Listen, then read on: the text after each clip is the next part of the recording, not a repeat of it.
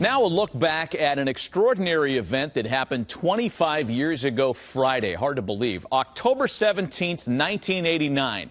The A's and Giants are set to play Game 3 of their World Series matchup at Candlestick Park. It's just after 5 p.m. Pacific time, moments away from first pitch between Bob Welch and John Tudor. Here now is what happened next from those who were there in San Francisco that day.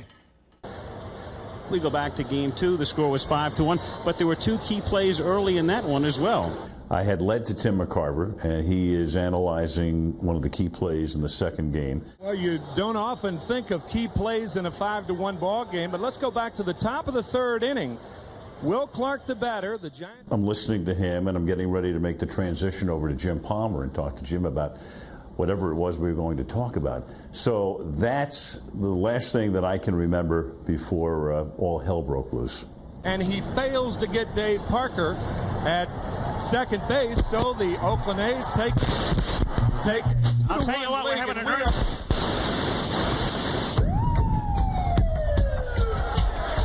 There has been an earthquake in the San Francisco Bay Area. I could see the light towers going back and forth. I said, oh, this is not good.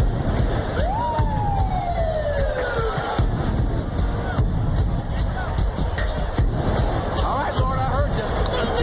It's shaking, man. You're down. Down. Everything's down. Relax. You got no power either. I can't believe that. Not fucking yet. We're out. 6.9. That's the Bay Bridge collapse. Went 20 feet to the bridge, went in the water. That's when I realized it was serious. The wave came through the stadium. It was unbelievable. It knocked me down. Good evening, I'm Ted Koppel. Let me try and explain to you what must already be obvious to the millions of you who tuned in to watch the World Series tonight.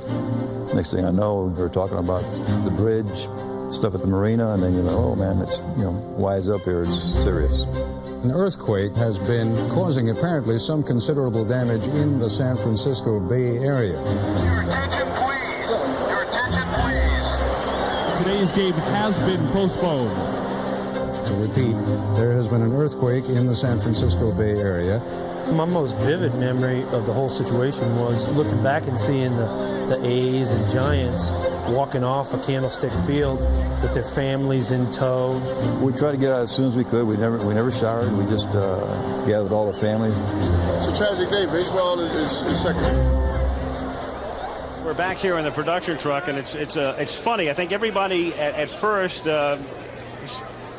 oohed and awed and didn't quite know what had happened, and you get the sense that people are almost more nervous now as the reality of what has taken place begins to sink in.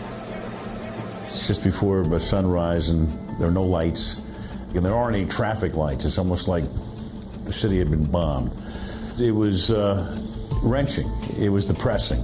And I got back to the hotel, and you see candle light and some emergency lighting on streets, and then I passed by a couple of shops off Union Square, and there's glass all over the street. And I know this was big. This was a bad thing that had happened to a great American city. Hard to imagine that was 25 years ago, and we all remember where we were when that happened. It was a big deal back then, and one of our most vivid World Series memories. Where were you, Bill? Sitting at home watching it, like I used to do all the time when you were playing. You were sitting there and you want to be in that situation, but scary time, and I don't think we understood. When you're looking at the ballpark and you see all that going on, but the bridges and the roadways that collapsed, that was scary. Yeah. Pretty incredible. I was home. I know I had some relatives out there, and they gave me some vivid details of what the hotel was like while that happened. And, you forget 12 days, I think, went by, something like that, before they could resume it. But what an incredible scene. Yeah, these pictures are, we haven't seen them in a while, at least I haven't, and it brings back all kinds of memories. There was so much fear around the resumption of the World Series then because no one was really sure about the soundness of either ballpark, about the Oakland Coliseum or about Candlestick Park. As you mentioned, John, it was almost 2 weeks until the series resumed. It would finish in an Oakland sweep, and I think because of the interruption, because of the earthquake and the headline nature of the series, We almost lost track of how good that Oakland A's team was back in 1989. That was the middle year of 3 straight World Series appearances.